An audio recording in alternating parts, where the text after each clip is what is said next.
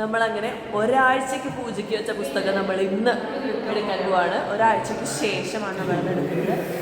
അതിനുള്ളിൽ വെച്ചൊക്കെ ചീഞ്ഞ് പഴുത്തിട്ടുണ്ടോ പോലെ നമുക്കറിയില്ല. നമുക്ക് ചെക്ക് ചെയ്യാം. വരൂ ഗൈസ്. അവർക്ക്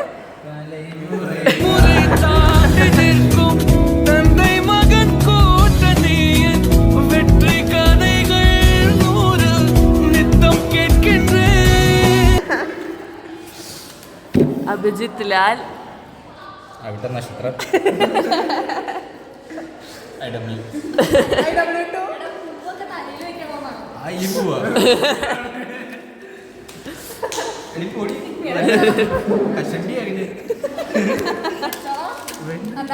പൂത്ത കാഴ്ച അടുത്ത ബുക്ക് ഉണ്ടായെന്നാ തോന്നുന്നത്.